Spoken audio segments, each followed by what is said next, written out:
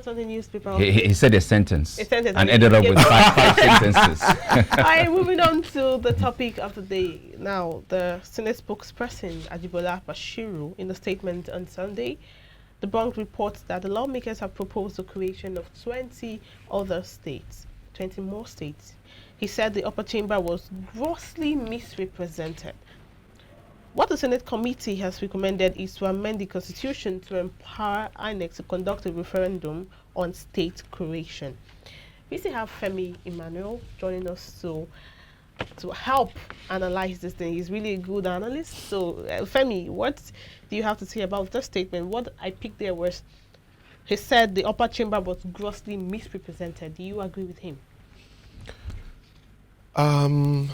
Honestly, like I said earlier on, there are several angles to solving Nigerian problems, but the challenge we have is that different sectors or different categories of people will benefit from those different solutions, and they never agree.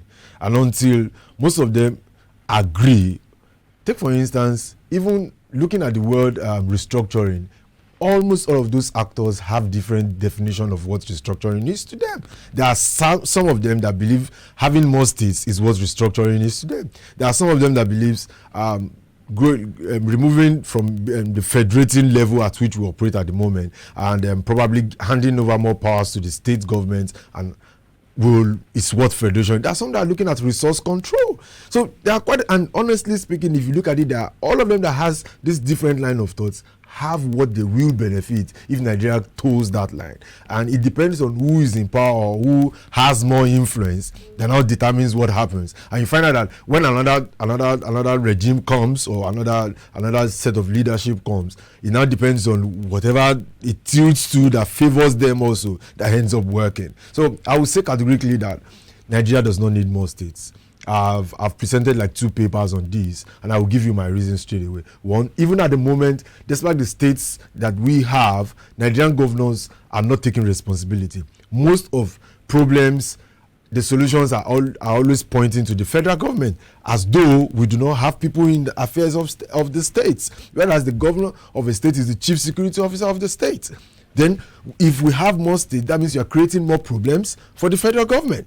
2, I'm of the opinion that it does not take away powers from these elites who are actually in control of whatever system that we have at the moment, and does not look like we can snatch control from them. It will only expand the number of elites that will be in control of government.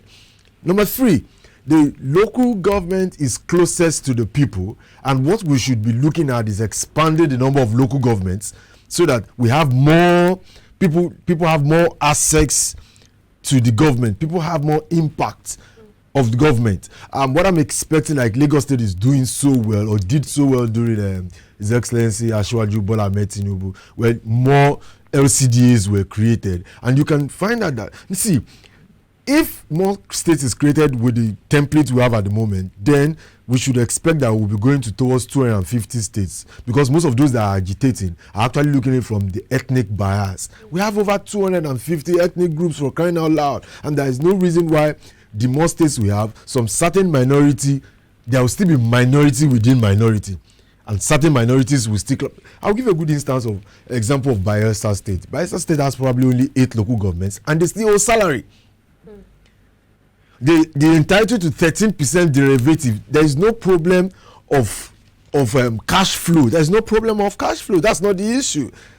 But they still owe salaries. And who do people in Bayelsa State point to? The federal government. Even when they had someone from them at the ends of affairs at the national level, the governors were still owing salaries. So left to me, I think there should be more of snatching powers from the state governors at the moment, when the federal, except for this administration that now took control of the allocation from local governments and handed it back to them. But do you still know that at the moment state governors will force local government chairmen to sign that an amount has been released, and they will take some of those, probably 40% of those amounts, and still spend anyhow? Are this backed up with facts? Facts.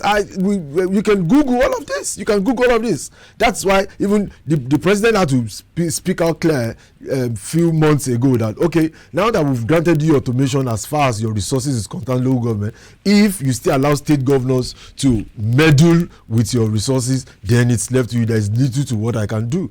So going forward, honestly speaking, I'm of the opinion that just like at the national level where we talk about power rotation between north and south, we should start looking at it not from that point of view, but from geopolitical zone point of view at the federal level. Not just, so person is from the north. So person is from the north central. Okay, the Senate president should go to the southeast, not south, so that if anybody comes from southwest, this is south. No, we should be geopolitical zone conscious. Then coming to the state government level, take for instance Ogun State. Remo has produced the last governor. Let Odo-Ogbolu. We should be very conscious of the minorities even within the states until we start thinking like that. But you know the funniest thing? Even somebody from that group, from that ethnic that has been ruling, will feel that it is still their turn. So it is not about creating more states. Left to me, I think it's about making sure that the local governments has more power. Then, so many of these people that are fighting so hard to be president, to be governors, will start fighting to be local government chairman. There's no competition at the grassroots, and those are the people that can actually reach out and are closer to the populace. So I'm of the opinion that let me tell you another thing: creating more states will increase the number of senators and House of Representative members we have. With the ones we have at the moment. So much of our resources, do you know they are the highest paid in the world? That's annoying. Then you know how many percentage that will go up again? They are not looking at, but you know what? It favors some certain class of people because the Senate, the House of Representatives is like the retirement home for state governors. So most state governors will be able to retire there. But people are not looking at the long run. They are not looking at the long-term problems that will be created. I don't know, maybe you get what I'm trying to say. Then close like 36 governors go to Abuja monthly to share allocation. Then imagine like 50 going to, and we are still complaining that the country is poor. Then we should be expecting penury. We should be expecting that Nigerians will be so impoverished because these governors will have more to share in their pockets. But going forward, I'm expecting that there will be a time that it's only local government chairmen that will be going to Abuja to share allocation. Interesting. Well spoken, Femi, but there are some angles where I am not so comfortable. Okay. From your point of view. Okay. We all know that when more states are created, okay, there's going to be more development. Okay. There's going to be more employment opportunities. Okay. And when somebody is given independence, okay, when somebody is independent, okay, you look for a way, even where no way existed, to make sure that you survive. Okay. And most of these states, most parts of Nigeria are endowed with some natural resources that are yet to be tapped. When these states are created, you look inwards and begin to tap, from these resources around you. So when you talk about going to Abuja to share whatever, they definitely have something to contribute to. Okay. So whatever we get from the capital definitely must have increased. Okay. So when they give out, it's like there is so much to give out. Okay. They won't feel it. Yeah. I think that there is a lot of pluses. Let me say one or two things about what you've just created. You just cited a very good example, and honestly, let me say categorically that it's good on paper, but when it comes to implementation, Nigerians are crazy. I'll tell you why. At the moment, there are only 6 states. Facts. I'm being factual right now. There are only 6 states that their IGR, internally generated revenue, is more than whatever they go to the federal capital territory to collect. We have to look at indices now, because most of the state governors do not even have the creativity to tap into the resources or even agree with potential investors to ensure that the natural resources they have is enough for the states to be self-sufficient. So if we look at 6 out of 36 states, facts. If you look at 6 out, Kaduna just joined. In fact, if I shock you with more data, if we now look at this 6 states and break it down into geopolitical zone, you will be shocked that most of those that are even clamoring for more states, the zones clamoring for more states, are actually even not in the radar of those that are self-sufficient as far as IGR is concerned. So for some of us, it's more than emotional. Fine, we will like it because more people will have their people in power. But the truth is, it will create more commissioners, it will create more political office holders who will first remove their own pay from whatever they get from the federal allocation before even talking about they will owe workers. We're talking about creating employment, but these are people that don't mind to owe workers provided they earn.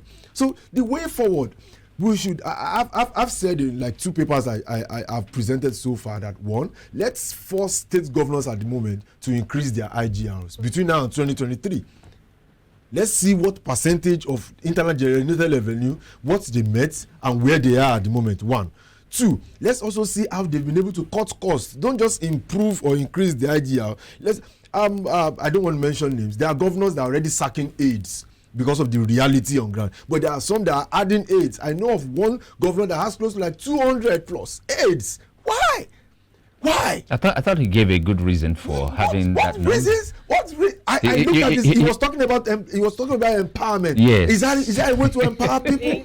I don't know. Maybe you get what I'm trying to say. So then we will have more people at the corridors of power that think having their kinsmen and people from their community is how to empower people. Going forward, I'll be very frank with you. Going forward, not like we don't need, but that is not what we need at the moment. I don't know, maybe get now. Let's solidify the ones that we have. You mean that you agree with it, but the time is not yet right? Yes, exactly. That's my point. The time isn't ripe now. Let's ensure that each state improve their IGR, cut down on cost, then bring in investors. Most of them just travel abroad for funfair and come back without no single investment, no single investor willing to invest. They have to still wait on the federal government for bailouts. The federal government has built, this administration has built them out thrice, and some of them still did not pay salaries. Then that means we'll be increasing the number. See, I love to be very factual. We need more states, especially the South. I think the North has enough, because looking at state creation is not by land mass right now. It's only when you look at the land mass that we try to give the North more states. We shouldn't be looking at the land mass, and that's where some of us have a problem with why we need more states, especially with those from that area that are also intellectuals that are arguing with some of us on reasons for state creation. And that's why we're saying, okay, let's force them to improve the IGR. If you can improve the IGR, then you are qualified. Then most of them begin to back out because they know that we are now more being factual, not just because you have land mass. I don't know, maybe you get my point. So going forward, I think we should strengthen the local government. A local government chairman should be the one going to Abuja to collect allocations. And when they come back, then see, local government have more roads. Local government have more markets. They are closer to all of these people. So the local government chairman should be the ones going to Abuja, or like some of elder statesmen I respect from the Southeast have said. I've been trying to, since I attended some of those lectures, I've been trying to also put pen on paper and see how we can work in that region. Some of them are saying we should have a president, we should have like 4 or 5 vice presidents that represent each region. Then each geopolitical zone should be controlled by each vice president.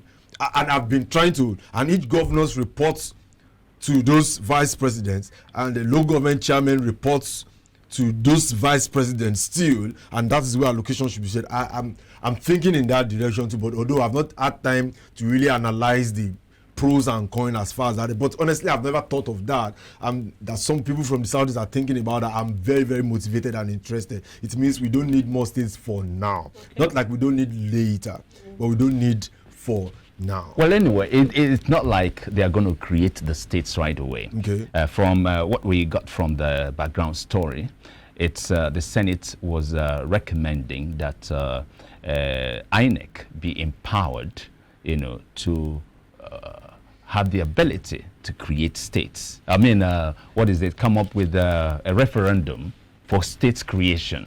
I think it's still a process.